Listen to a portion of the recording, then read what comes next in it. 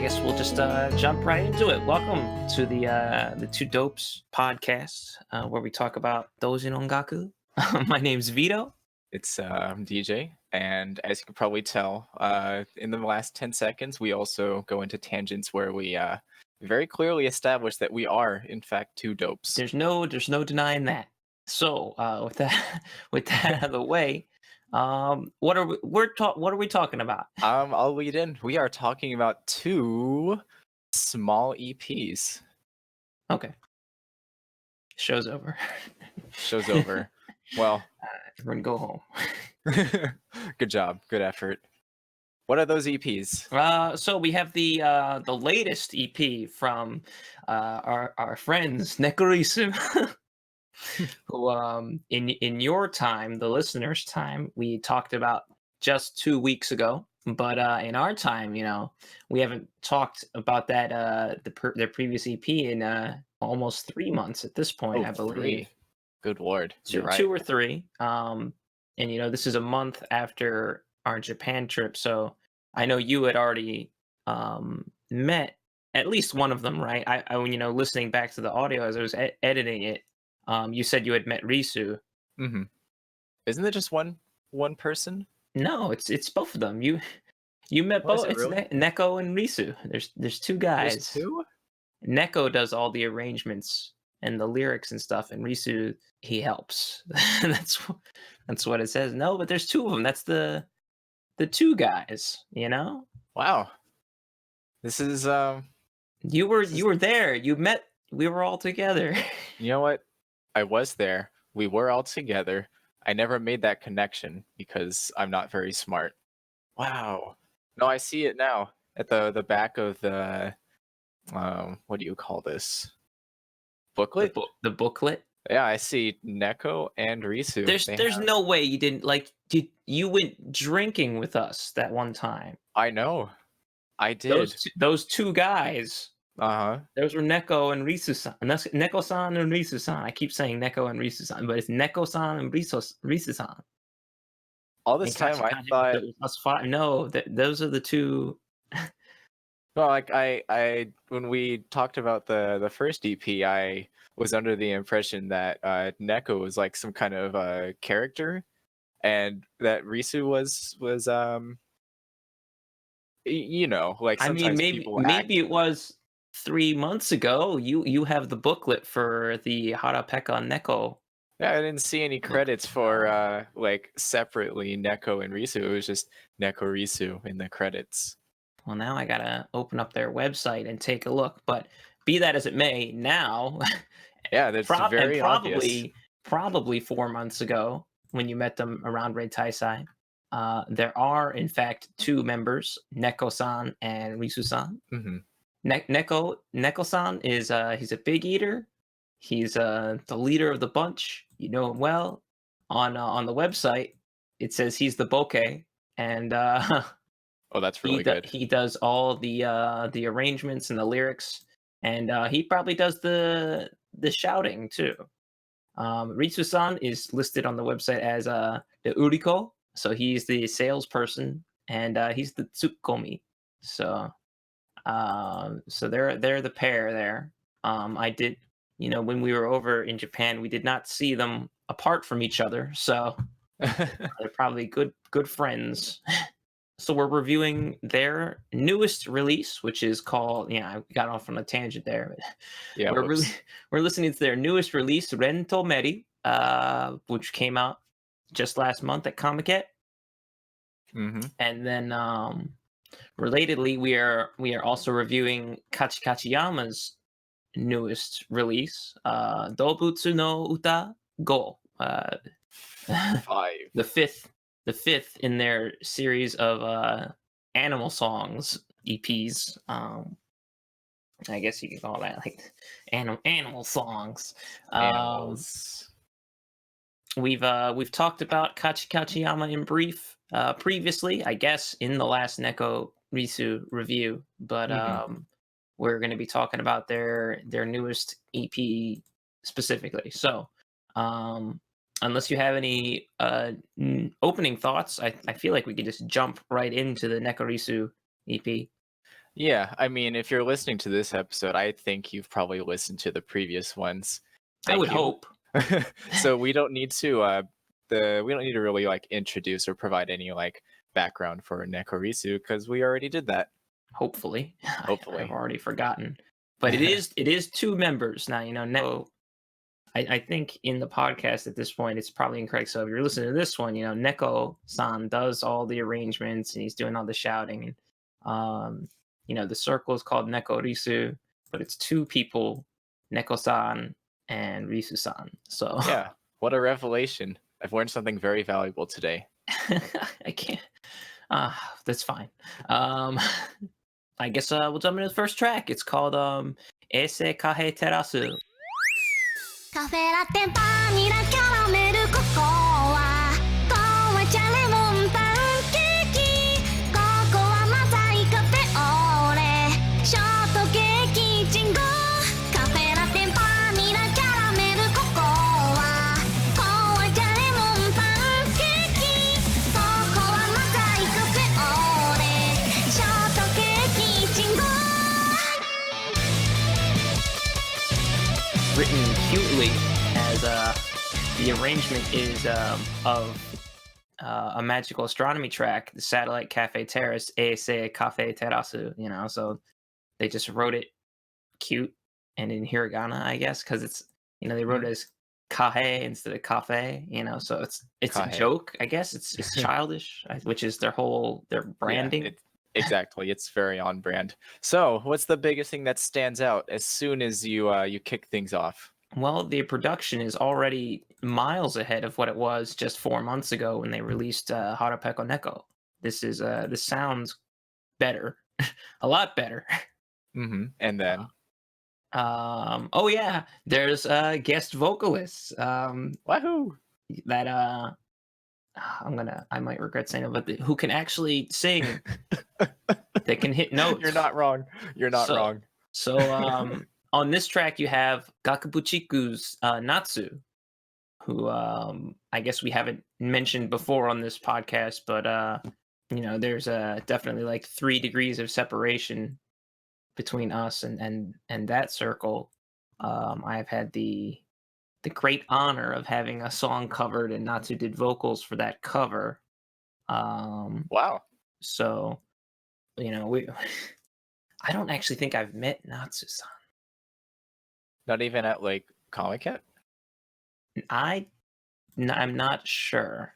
I know I've spoken with P-san, who is the arranger for Gakibuchiku, but no, I like we're just acquaintances basically. But anyway, she's singing on this song, and she can hold notes, and her voice doesn't need to be pitch shifted to sound like a woman's voice, which I feel like was what they were attempting in Harapeko Neko.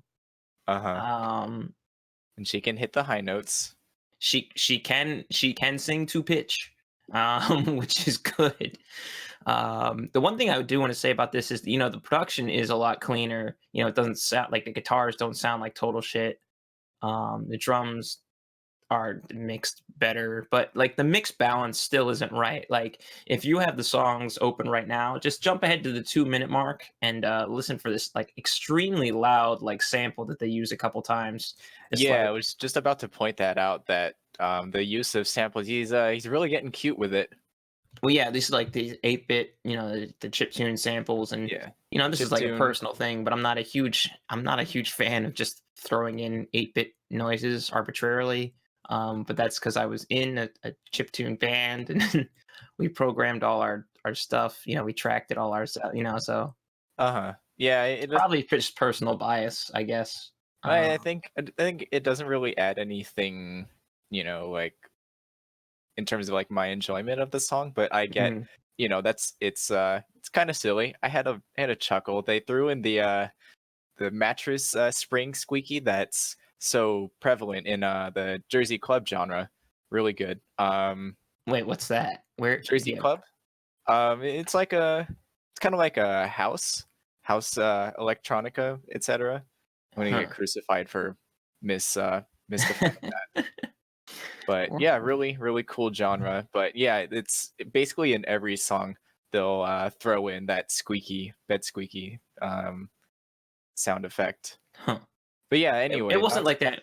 And I may be thinking of a different song. I may be getting ahead of myself, but it wasn't like that slide whistle thing, right? Like that's No. something different, right? I wonder Oh, if but they do start the song with that goddamn slide whistle.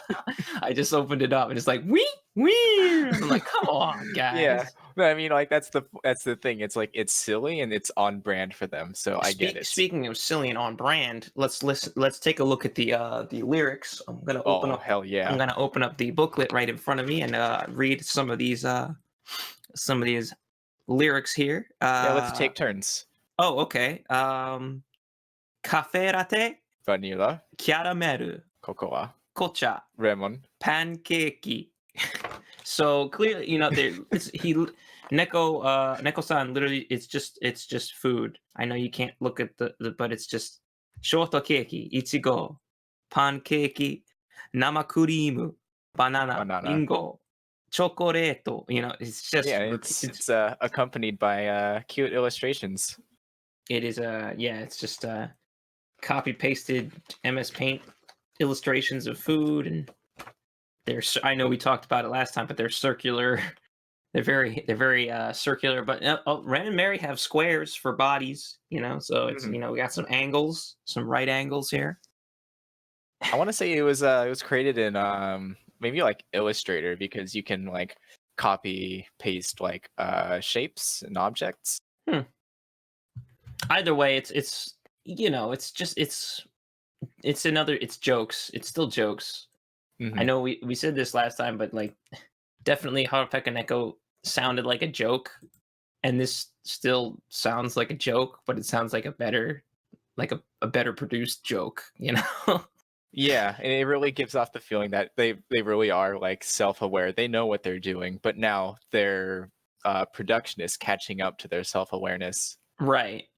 I'm certainly going to be interested in the future if they start quote unquote like more serious stuff, or if they're going to stick with like the joke kind of stuff, because I could use more joke songs. This isn't a Dojin band, but like Roswell Kid or like Weird Al, or like just comedy songs that like are serious, like it's serious comedy. Yeah, like serious rock music, but the lyrics are just jokes. In this song, there's it's still, you find in this song that you come out with the breakdowns. Like in this song, there's a breakdown like 2:15, and it's just as ridiculous as the stuff on the last. I still don't hate it. It's fine, it's good. It's like you listen to it, I'm like, you listen to the breakdown, it shows up, and you're like, yeah, this is Nekorisu. Okay, yeah. I mean, at this point, yeah. You know what you're getting into. This song is really long. It feels too long, honestly. They could have stopped it after 2 minutes, but it goes on for another 2 minutes. Yeah. Oh yeah, there's the Mario coin sound when you I hate that. I actually hate that, but we don't need to get into that. I'm looking for the timestamp. There we go. 2:33. Oh, again at 2:40. It's that goddamn slide whistle. Yeah, and then the bed squeaks. Oh yeah, and I hate just using the coin noise. I will say, and this isn't Natsu's fault, because this is probably the way the song was arranged, and she just sang what she was told to sing. But I don't think the lead vocal melody was arranged very well, because she's singing notes that are like straight up just don't sound like they're in key, and she's on pitch, but it's just sounding like just clashing notes, like when she's singing Pancake. Yeah, and I don't know if you need a timestamp. I'll find one for you if you need it, but like she repeats that like 4 times, and it's just like Pancakey, and it's just like that's not a note in the key of the song. Right. So I don't think that's her fault, because like I said, she's hitting pitch, but you can still tell that Neko-san doesn't maybe have a complete grasp on making music. I mean, like, who does, right? It's a learning experience, but I just wanted to point that out because it's just interesting. Yeah, I agree. It's like you listen to the vocals and you're like, something's off about this. and it's as you describe. Hmm. I guess the last note I have for this song is that I wish he had wrote some more lyrics, I guess, or I maybe made the song shorter because Natsu is literally singing the same thing just over and over and over, which is going to be a a recurring theme with this EP, but we'll get there. They're just Um, really enthusiastic about these snacks and drinks. right, I guess. You see, like in the illustrations, they're always smiling. Yeah, you're not wrong. Not wrong. 目黒大塚上野新宿目白有楽町東京品川神田秋葉原目黒大塚上野新宿目白有楽町東京品川神田秋葉原ラララ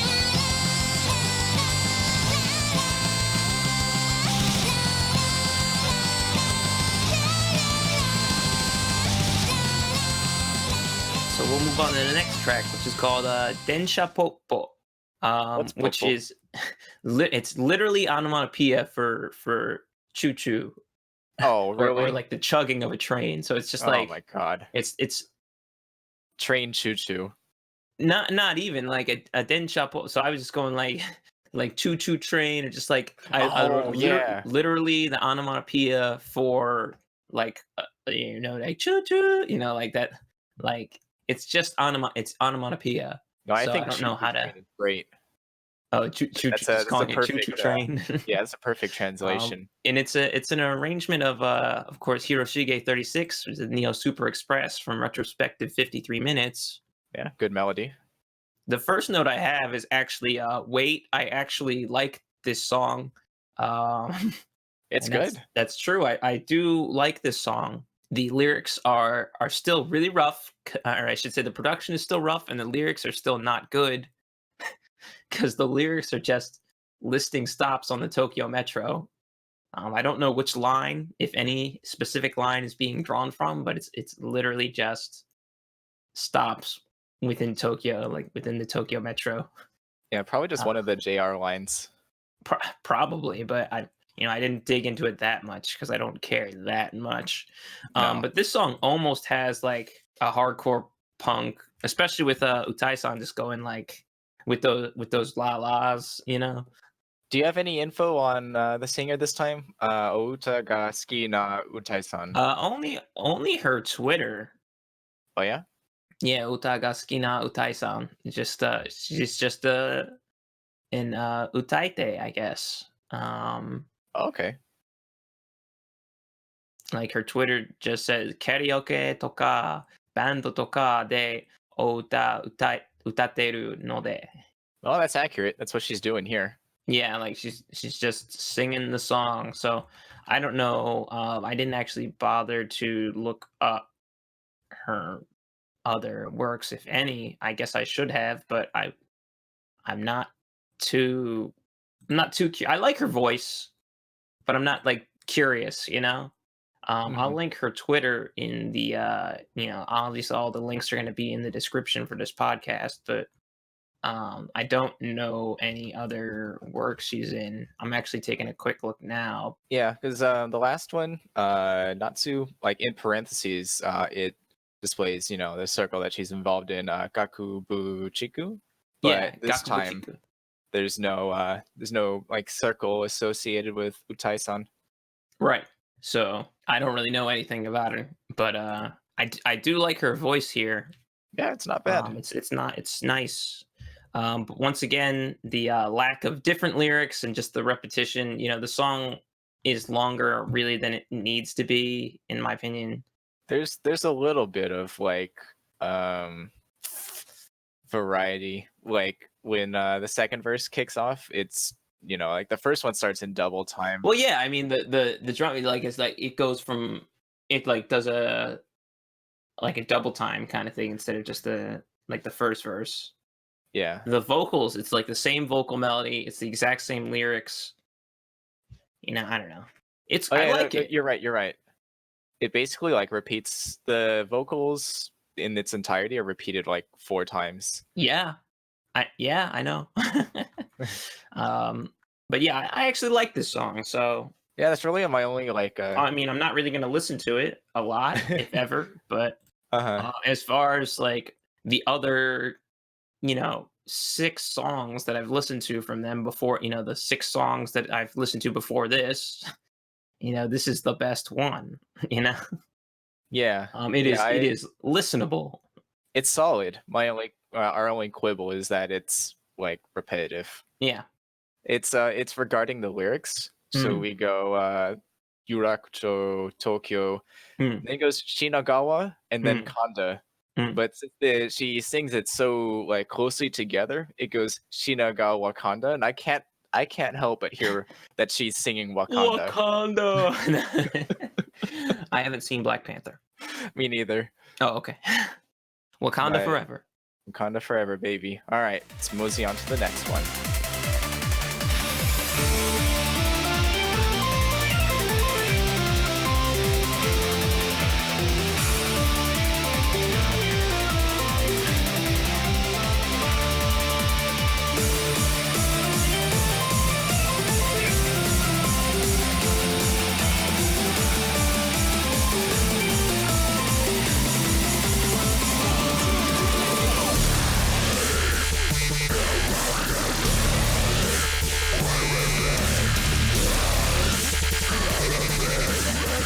少女ゆるふわクラブ。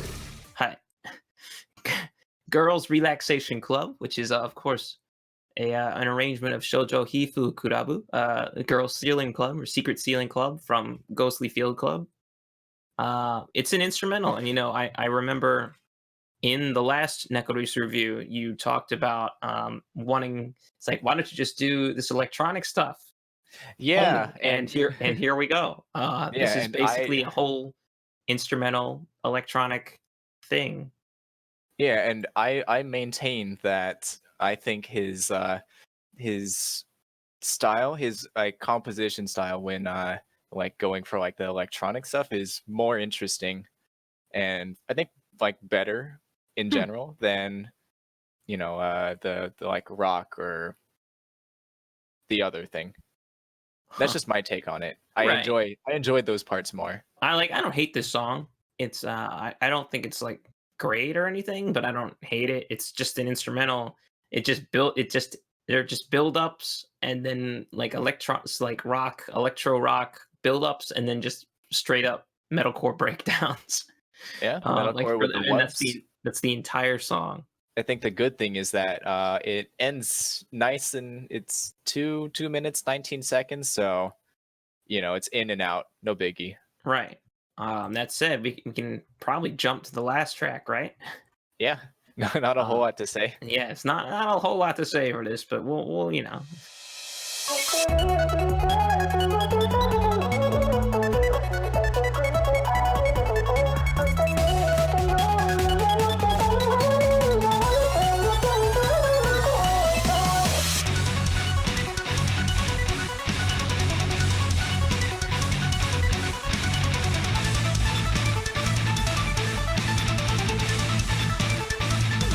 Last track to Ren to Meri, which is, of course, Tawai Monai Futari no Hakubutsuchi Naturalis Historia arrangement from Dr. Latency's Freak Report. I really like this one. I think the intro is nice. What's the intro? Hold up. Well, it's like what I mentioned before. I think he's more creative when working. Oh with yeah, this is a unique intro. Okay. Yeah, okay. I didn't even think about it like that. No, you're right. I think Neko-san actually tried to write lyrics for this song. Because there's actually real lyrics here. My problem is, well, it's not a problem that they're simple, but they don't seem to really fit the vocal melody he arranged because he wrote so few lyrics. It's just, once again, very repetitive because she's just repeating the same vocals. And I say she because we have a third guest vocalist, Anko, who also is not really part of a circle, I guess. I don't know, because they just have a link to their Twitter. I mean, looks like she does a lot of covers and stuff, but yeah, she's singing on this track outside of the intro, which does sort of have like that distorted sound of compressed sound, but like like that high pass filter sound. Yeah, Um, that one. her voice through the entire performance sounds like it's kind of produced strangely in a way that I don't like. Like I should actually have listened to I should have listened to some of her other stuff just to compare like how her voice sounds in other situations. But like how it sounds in the intro with that high pass filter, that's how it sort of sounds like through the entire song. Yeah, And yeah, you're right. You're right. I don't think I like that. And what I was talking about with the lyrics, if you want to skip ahead to like 30 seconds, just the way she has to like sing all of these words, like all these syllables very quickly in a strange way. It's like Neko-san didn't change the vocal melody, the way the vocal melody was arranged to compensate for his lyrics, or he didn't change his lyrics to fit with the melody he wrote. And I think that's kind of an important thing to do if you're going to be songwriting, any kind of songwriting, not just Toho arrangement, like any songwriting. You need to be in service of the song.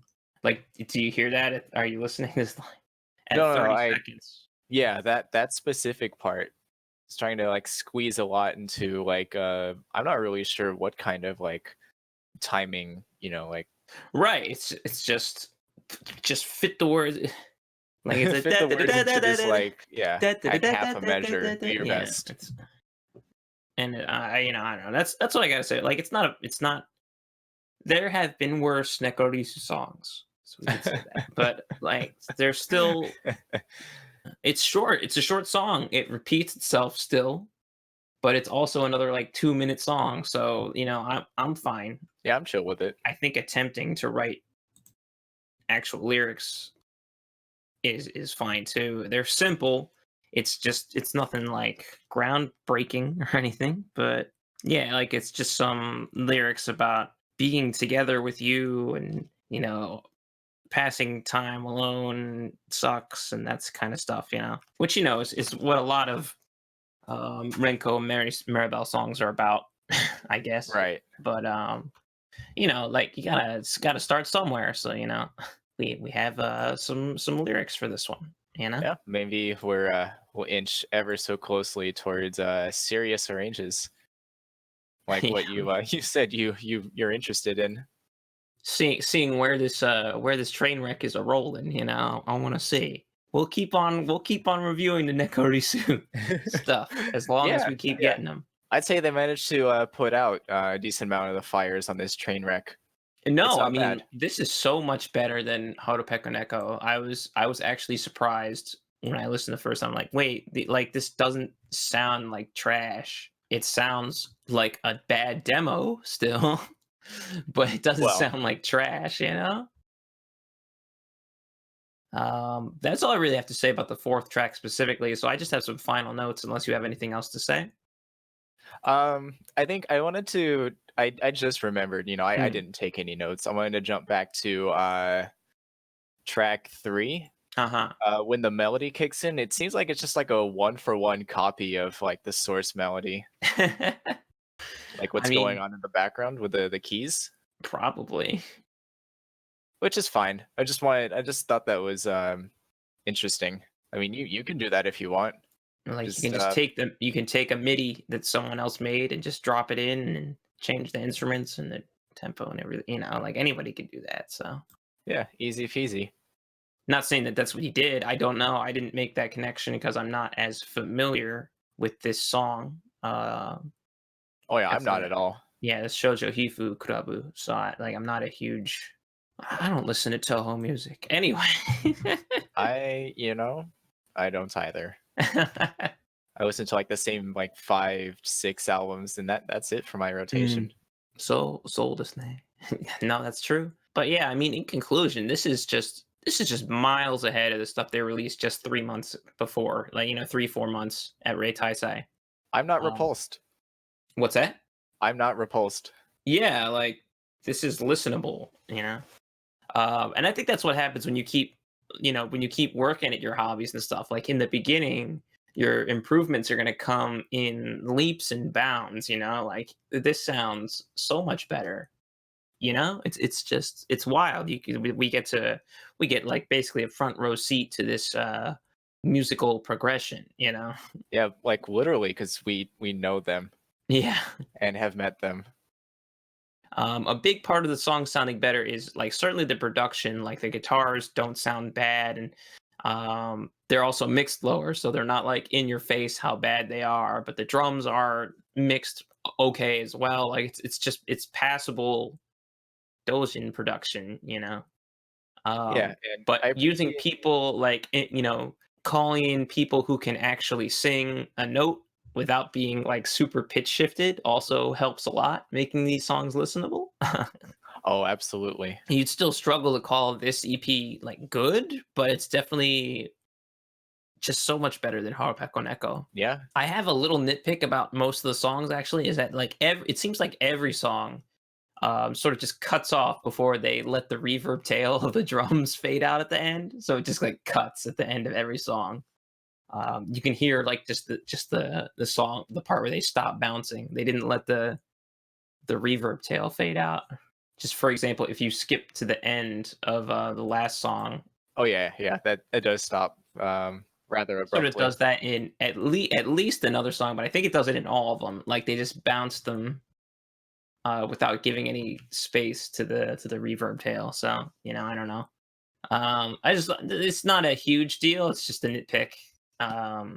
That's just a little detail that like you wouldn't see that kind of mistake on. Well, you can't always compare doujinshi and doujin ongaku to professional audio, but like if you want to be treated seriously, like a serious auto product, like a serious musical production, it's like that's the kind of thing you can't, like that's the kind of little detail you can't let go. But yeah, it's just a nitpick. So but that's all I have to say about this one, about Ren to Meri. It's not good, but it's better, and that's what's important. Hmm. Yeah, it's a good effort, and if progression is linear in about 4 more EPs, they'll be putting out We'll see. masterpieces. We'll see. Stay tuned. But yeah, let's break on into the second EP of this episode. We're going to be finally talking about Kachi Kachi Yama, a circle we've mentioned at least once, but maybe a few times already in the past episodes. We have Do bu tsu no uta go, the fifth in the Do bu tsu no uta series, I guess you can call it. But just like Shinigiwa Satellite before them, it's just sort of like preview EPs, just so that they have something to. Are they? Are they what? Are they? Are they preview EPs? Kind of. Like it's more like I need a new release to get into the event. I want to have a new release for the event so that I can sort of justify the circle, the dummy circle. Okay. But I would not be surprised if both of these songs appeared on the new Kachi Kachiyama album that will be releasing this winter, Kamaket.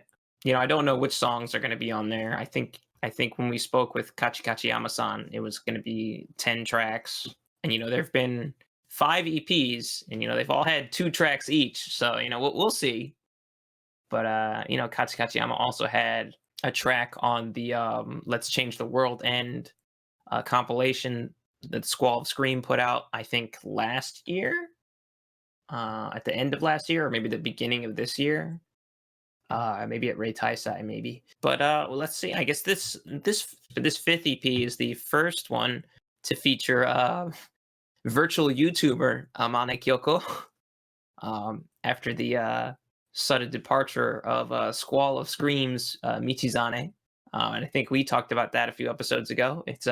It's quite a coincidence that Michizane-san left Kachi. Yeah, I mean, they're not technically, I guess, a member because they're listed separately from Kachi Kachiyama, but like they left activities for Kachi Kachiyama and started producing this virtual YouTuber Amane Kyoko. So it's quite the coincidence.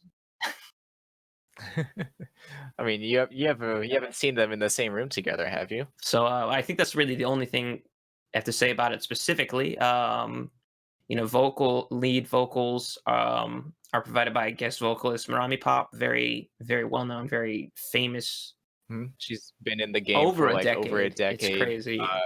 Yeah, if you're Right. listening to us, you clearly don't need us to like provide any Yes, background. but well, just in Uh, case you do, she has been doing working in the with Dojin circles and Dojin artists for over a decade, whether it's in her own circles like Nana Fureto and Foreground Eclipse, or as guest vocalist for like RD Sounds or Sally. just so many. She has so many credits to her name.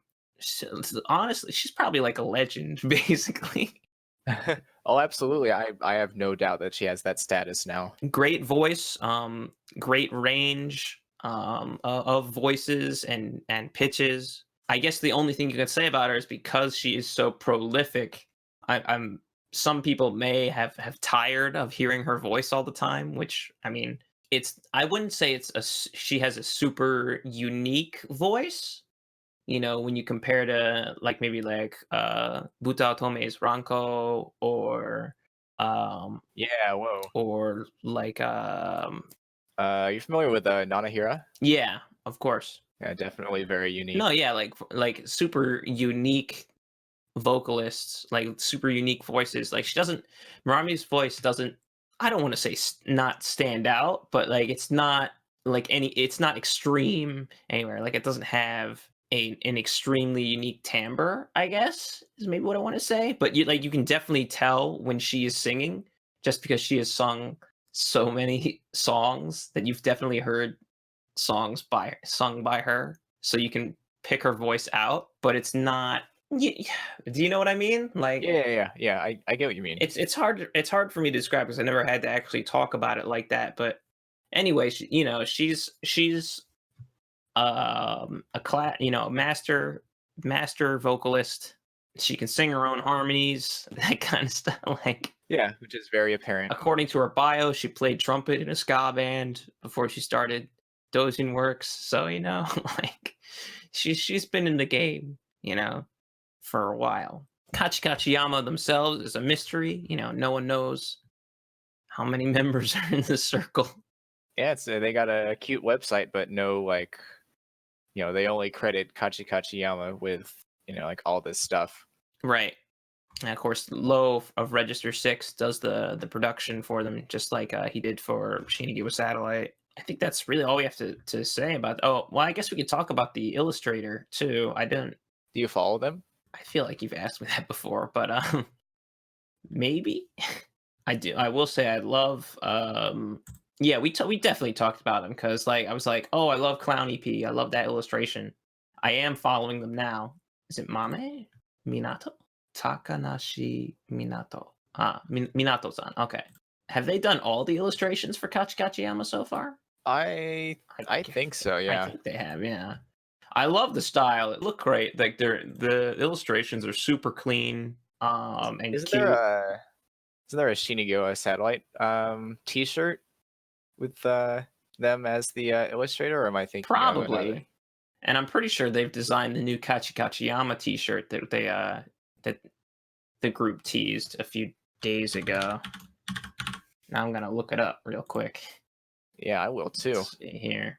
It is most likely by them, but there's no credit for it yet. But you can see it looks strikingly like some other T-shirts that Shinigiwa Satellite made back in the day. There's a lot of similarities, but there's no real connection. I'm actually looking at the 3 Chen T-shirts on the Shinigiwa Satellite website, and yes, they were all done by Minato-san. So it's the same, that same artist. For the T-shirts, they did a little more simple illustration style, but I love this this more detailed style illustrations on the Kachikachiyama EPs. and like what you saw in the Clown EP by Shinigiwa Satellite. It's just good. Like they're a good illustrator. And do they not have like a lot of followers? I forget. I feel like we've talked about this. They should. They should have a lot. So they have 2 Twitters, but the one Twitter they stopped using had like 500 followers. This new one only has like 100 followers. So they're actually not like a super well-known one, I guess. It doesn't look like they actually put out any Dojin works. Really? They've just done illustrations for Shinigiwa Satellite, and then they just do their own drawings, you know? Oh, like just like original stuff? Well, no, there's a lot of Toho stuff, but it doesn't look like they put out like Dojinshi. I don't see any actual like books or anything on their pages. It's just illustrations, you know? They're just doing their own thing. Yeah, there's quite a few illustrators out there that do that. Just for the fun of it, I guess, because it doesn't like they literally, it doesn't look like they participate in the events or anything. So that's cool. You know, I don't actually see too much of that as far as people who draw Toho. You know, usually they're all about participating in the events. You know, selling doujinshi and stuff. You know. But I guess we can actually get into the songs now. You know, that'd be good, right? Yeah, we've provided enough context. Let's pop right in there.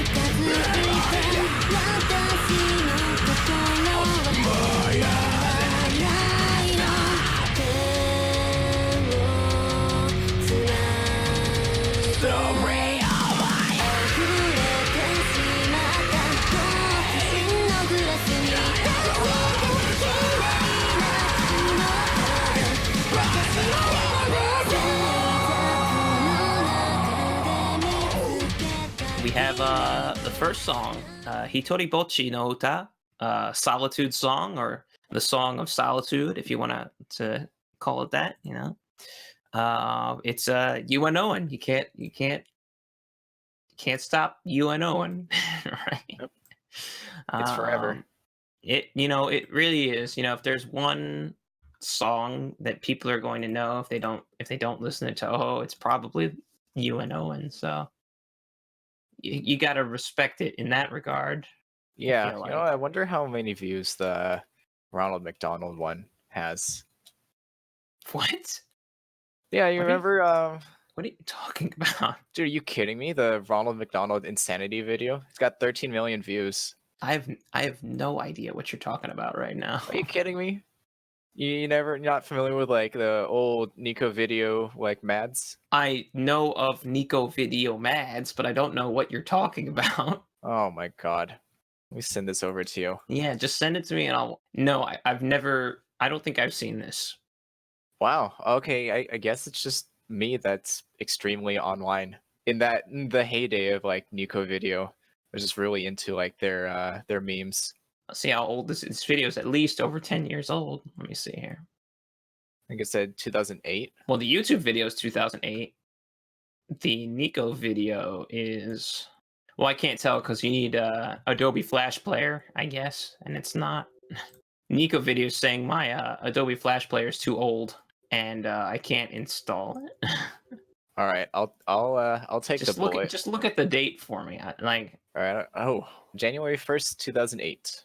Okay, so it is 2008. I think it's because I can't watch old videos on Nico Video because of the Flash stuff. Like I can still watch newer videos, probably from like the last 7 years or so, but this video is a decade old. Wow. Anyway, Man, jeez. No, I have never seen that before. I have seen that style of video before, but not this one. You know, not this particular one. Okay. Anyway, we've deviated from discussing the actual music. My Right. bad. So this song, Hitori Bocchi no Uta, it's a UNO and arrange.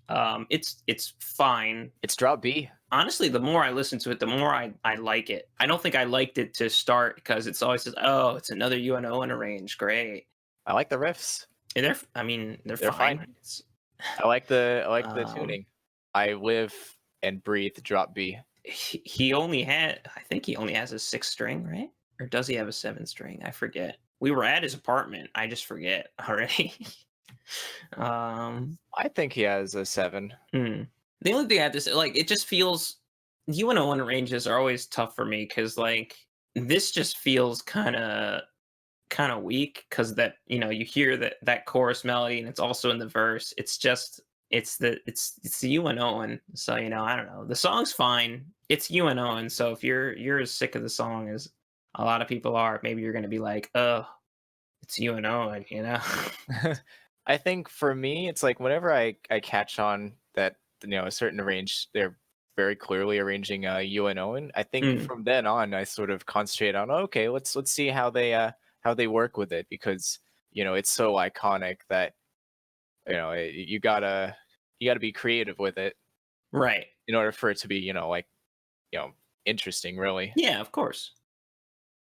One thing I want to mention is that, like, this song is especially simple as far as the arrangement itself. Like, okay, you got some drop B riffs, right? But it's a simple song, and I want to note that we are 2 dopes who hung out with Kachi Kachi Yama-san basically the entire time we were in Japan. Yeah, almost every day. We pretty much hung out with him every day. He's a self-admitted maker of simple arrangements, simple songs. If anything, they've gotten more simple over time. But even the breakdowns, the timing, even that's simple too. Yeah, which isn't a bad thing, but it's it is how it is. That's the way the song is. All of my complaining aside, like I said, I like this song. I think it's a good. I like it. I think it's a good song. You have some opinions on the mixing. Do I? Yeah, on just like in general, Lowe's style. Oh yeah, okay. No, you're right. Just the way that Lowe mixes these songs, and this goes for the whole Kachi Kachi Yama discography, but you can especially hear it in like these songs that have like the fast chugging breakdown riffs. It just makes I hate the kick and snare samples. They're just as clicky as you remember. Like, it's like you're not actually listening to guitar riffs. You're listening to the attack of the kick, just like the ping of the kick, and then the snare. I don't like because it sounds like you're hitting a like that cardboard box metalcore snare. There's no snap to it. It's just the thunk. It's like, so you're hearing the sharp kick and then the thunk of a snare, and it's like kind of like, shouldn't it be a little bit more like the opposite? The kick should be the one that thumps a little bit. Like, you can still have kick with attack, but shouldn't the snare be the one that like crackles? It shouldn't be like a thumping, like I don't know. That's just my strong opinions about the mix. And this goes back to even when Lowe was mixing for Shinigiwa Satellite. Just that the songs are fine, but then the production, comparatively, when Seitoro, who was the arranger for Shinigiwa Satellite, when he was mixing the songs himself, and he was honestly probably just using presets for that, knowing what I do now, he probably just was using presets in his music in his DAW environment. But like that, the sampled drums just sounded better in that context to me than Lowe's, the way Lowe mixes the songs, the later Shinigiwa Satellite songs, and even these songs now. So that's just my opinion. I think if you listen to Shinigiwa Satellite's later EP, if you listen to Disclosure EP, and I swear to God, the Disclosure EP by Shinigiwa Satellite is one that Lowe just completely forgot to mix the drums the way he normally does. because just sound unmixed basically, but it sounds better. It sounds better than some of his later stuff. Like you can listen to those same songs that are on the Disclosure EP. The first song on Disclosure EP, Ghost, is also appears on the album Dead Rising, mixed by Low, and ignoring the fact that Seitaro decided to take his shouting out of that song. The drums were mixed like Low normally does, so he actually went in and did mix that song for the album. It's like it's not as good as the basic samples that Seitaro used when he was starting, like from Dead Silence, Shiniki's Satellite first album and before, like those samples are a lot cleaner in the mixes, I think. Uh-huh. But that's just my general opinion of the mixing, the production for Kachi Kachiyama. So like, the songs are still fine. I've sort of gotten used to it. It's something I'll bring up if someone asks, like you did, but like it's not something that I'm gonna complain about at this point because it's not gonna change, I have nothing to add. But people who are curious, I would encourage you to listen to the Disclosure EP, and the song is called Santan Ghost, Miserable Ghost. It's a Captain Murasa arrangement. So if you listen to the Disclosure EP version of Santan Ghost, and then you listen to the Dead Rising version of Santan Ghost, you can just hear the difference, sort of like night and day. It's the exact same performance. Just the mixes are different because I swear he forgot to mix the drums, or there wasn't any time to mix the drums for the Disclosure EP. Honestly, it may be the case that he didn't mix it at all, and Seitaro just gave him credit for it anyway, because the guitars sound like what Seitaro was doing before Low was mixing for him. So, But that's enough about that. It's, this song, Hitori Bocchi no Uta, it's good. I like it. It's good. And it's less than 3 minutes. Also good. Does overstay its welcome.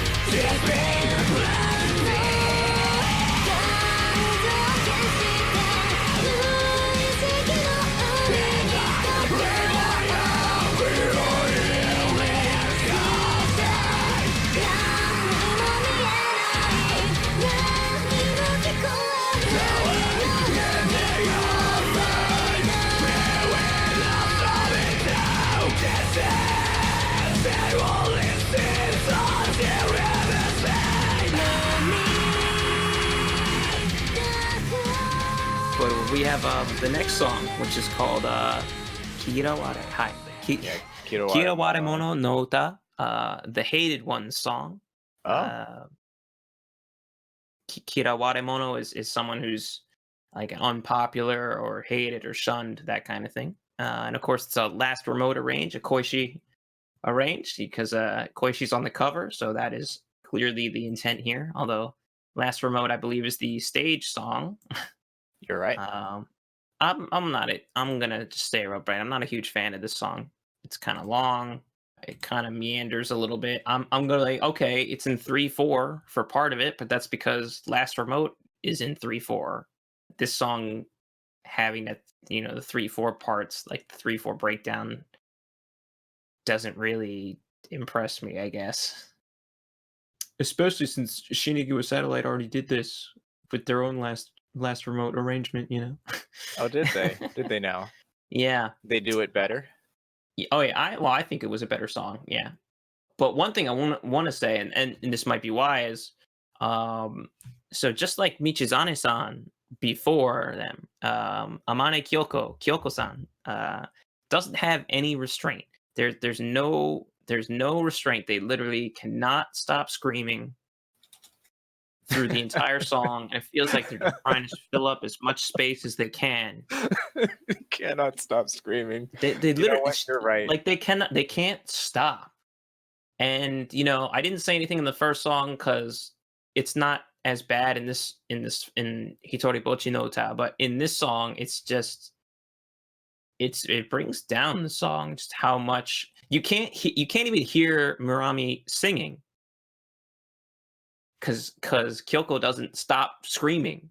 I don't clearly I don't mind screaming, but this was done not in the service of the song. Like you just wanted to scream on a Kachi Kachi Yama song. And boy, did he. Boy, did he ever. This song feels longer than it is. This song is not even 4 minutes, but it's long. It feels long. There's too much going on at one time. Yeah. I mean, when you're mixing, you have to sort of focus on the key elements of the song, But it's a problem when your two vocalists are both singing at the same time, and then you have the aforementioned super pounding snare and then the thumping, or I should say the pounding kick and the thumping snare, also that you're trying to keep in the front. I don't know. I'm not a fan of this song. I think it meanders. You can just listen to like any last remote arrangement and it's going to be better. Wow. I shouldn't say any. That's an exaggeration. It's a bold claim, but yeah, I was gonna say I shouldn't say that. I shouldn't say the intent. that. But, I get what you mean. I'm not a fan. It's not their best work. No. Oh no. Oh no. Oh no. But that's really all I have to say about it. I mean, I think this is a problem that Michizane had in the last two EPs because he was only singing on Do Bu Tsu no Uta 3 and Do Bu Tsu no Uta 4. And it was a problem on those too. So, like, spoiler alert, it hasn't changed even though Kyoko is different, quote unquote different. Even though they're the same person. They're the same person. They're the same person. VTuber Amane Kyoko and Michizane-san of Squall Scream are the same person. Okay. Don't tell anyone you said that. No, you didn't hear a thing. At risk of prosecution. Yeah, seriously. But no, like it's the same. I had a problem with that. Like I like screaming. I like shouting. I like it. And actually, Michizane and Amane Kyoko are good screamers. Like they have good, to me, I'm not experienced with like screaming like death metal vocals, but like it seems like they have good breath control, good like power. Yeah, they're solid. Like it, It's just too much. He just doesn't. It really is that it sounds like they wanted to like put as much of their screaming as possible. They didn't know they're not thinking of toning it down like at all. Like they're not thinking what's gonna be best for the song. And you might think, oh well, isn't it just cliche to have shouting during like the breakdown or like at the end of the pre-chorus into the chorus? It's like, isn't it cool that they just keep shouting during the chorus while Murami is trying to sing the lead vocal? And I'm like, no, I don't think that's cool at all. I think it's distracting, but that's just my opinion, man. Yeah. That said, if we go into the bonus track, which is an unplugged, and I'm saying this with air quotes, an unplugged rendition of a song from Do Bu Tsu no Uta 4, or she, I guess it would be she, right? For 4. Beats me. I'm just a dope that doesn't know how to speak Japanese. Well, let me just Google 4 in Japanese, Yeah, she. And, we can say she. I think she is going to be, Do Bu Tsu no Uta she. Which is, the 4th EP, the one that came out at Rei Taisai before this one. It's an unplugged rendition of Koi no Uta, love song, or the song of love. which is an otemba arrangement. Tomboyish, lovesick tomboy. Whatever the Cherno song. The Cherno song. Mm-hmm. But it's sort of like an unplugged, clean guitar. Well, first things first, I hate these unplugged versions that Kachi Kachi Yama does. The production's horrible. I shouldn't say I hate them. I hate the production on them. They don't have an acoustic guitar. They don't own an acoustic guitar. It's like, just get one. Get one. Get an acoustic guitar. You're gonna sound so much better than just like, it's not even a clean tone. It's literally just like the DI, the DI of their guitar, the direct input from their guitar. And it just sounds so like, it sounds amateurish. You're listening to this like super slick metalcore sound, and then you get this recorded in their room with like no. I should write like a script or something, But no, saying I hate them is not what I meant to say. I mean to say, like, I just hate the way the band sounds in all of these unplugged renditions. I don't like the sound of that clean guitar, that DI guitar. And that goes for all the Shinigiwa Satellite songs that were like this too, for all the bonus tracks that were like this, because they released these kinds of bonus tracks with their as I guess extra EPs for their album releases, and I wasn't a huge fan of those either.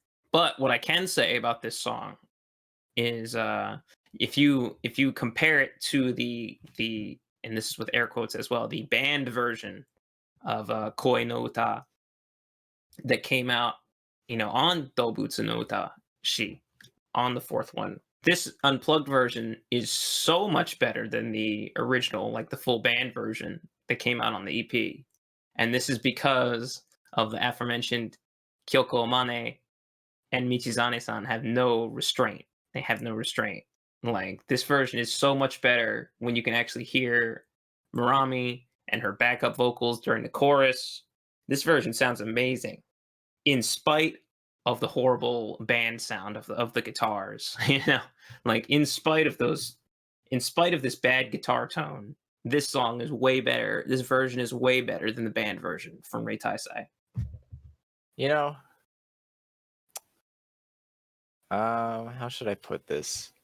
I should have, how I said I didn't write any notes? I should have written out a lengthy diatribe of my thoughts on this, because I cannot disagree with you more. I love everything about this song.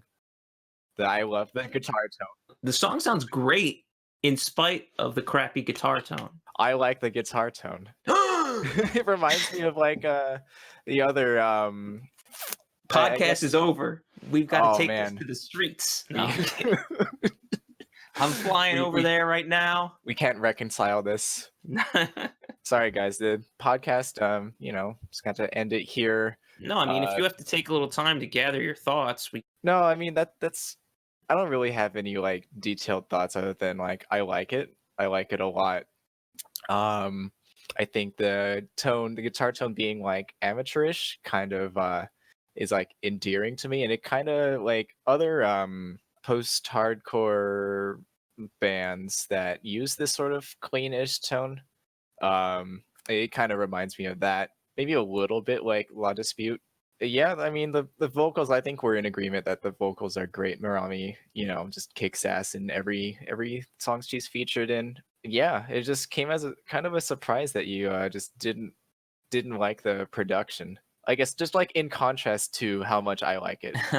Yeah, I guess in contrast to, but no, I've always felt this way about the Shinigiwa Satellite unplugged songs, and they've been doing, Kachi Kachi Yama's been doing unplugged songs since Do bu tsu no uta 2, and I'm just like, come on, man, just like, I'll record acoustic guitar for you. Just like, stop doing this. I guess if you're going in expecting an unplugged version and expecting acoustic guitar, then yeah, you'll probably feel let down. But I have no context for any of this. I didn't know what the omake was gonna sound like. I actually haven't listened to any of the previous EPs, nor any of Shinigiwa Satellite's omake tracks that you mentioned were similar to this. So as going in fresh. Right. Well, I guess we'll just have to agree to disagree here as far as the production goes. Like I said, I actually like this version better than the original.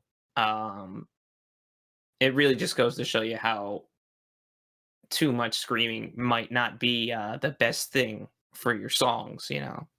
Just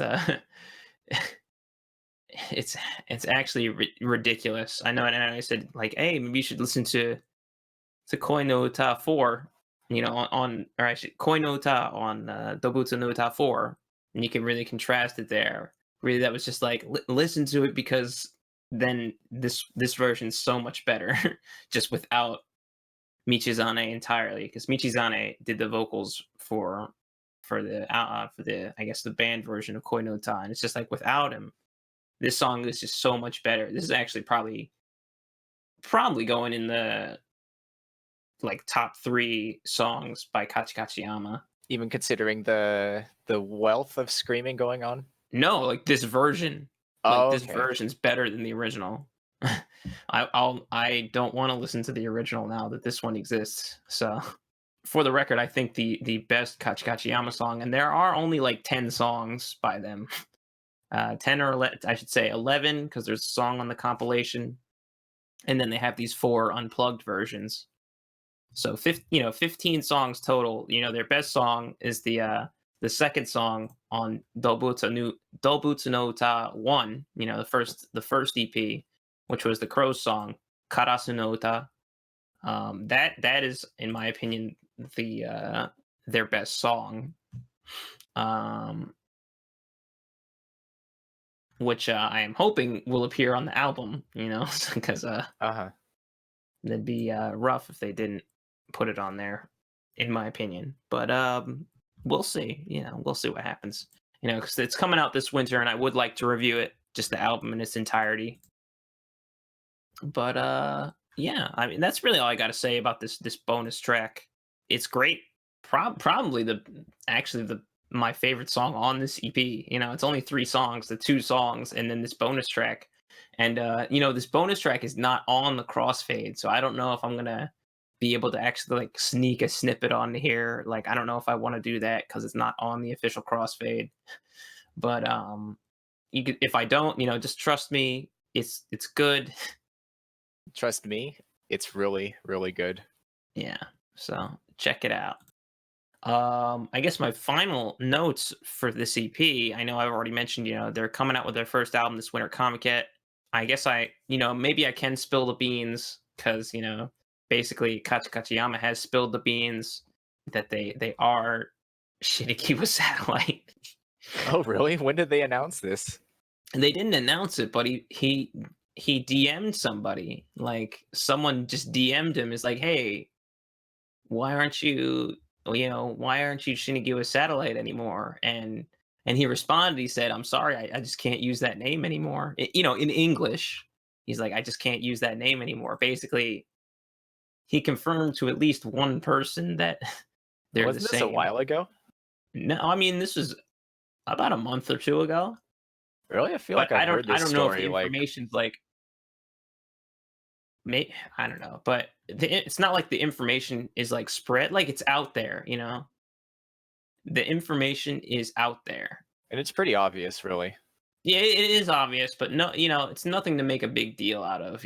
It's like, okay, Ka Chi Yama is Shinigiwa Satellite, so I am still going to be referring to them as separate entities from now on, but they're the same basically. But I say this because fans of Shinigiwa Satellite will recognize a song by them on the Ka Chi Yama album coming out.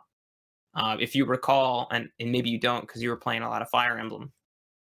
But I was at the apartment. He told us that he's gonna be using Maho Shoujo Magical Chen. Oh yeah, I remember that now. As a song on the album, only it's going to have new screams provided by Kyoko-san. So instead of the original male shouting there's going to be Kyoko's shouting instead. I believe he mentioned the song was going to be retitled Neko no Uta, the cat's song. But I don't think there's going to be any arrangement changes or anything. It's just going to be that song with different screams on it. And just keep an eye out for that, I guess. I don't think I have anything else to say about it. Do you have any closing notes for this Kachi Kachi Yama 3-song EP? No, that's it for me. Cool. How about for this these 2 EPs in general? Well, in general, I mean, for the Nekorisu thing, you can, I don't think. Well, maybe you will be able to hear it. Yeah, if you happen to be able to check out the Nekorisu EP, I mean, you can go in. It's kind of a joke. There's nothing like crazy about it, but if you want to sort of get in on the ground floor of a circle just starting out, check it out, right? For the Kachi Kachi Yama EP, all I want to say is like you can probably skip it because these songs will most likely be on the album. But if you're like a diehard fan of that kind of TOUHOU LOUD, he's actually gotten into the whole branding of the TOUHOU LOUD stuff. I don't know if you've noticed that on Twitter. I've seen a couple tweets about it. But if you like TOUHOU LOUD, like draw the emotional foreground eclipse, that kind of stuff. I mean, definitely grab it. It's going to be good for you. It's these songs are going to appear in 3 months on an album instead. So that's up to you. If you want a little preview, you can hop right in. You won't be wasting your time. They're good. And it's only like what 10 minutes? Yeah, 11? not even 10 minutes, I'm sure. But like even in spite of my complaints, it's good. I'm a fan, so check it out. Just check it out. Thanks for listening. This was the Two Dopes podcast with Veto, DJ, and we will see you next week with another a couple shorter releases or a short release. I hope to see you then. Yeah, see you then. I guess that's the end of the episode, right? I guess.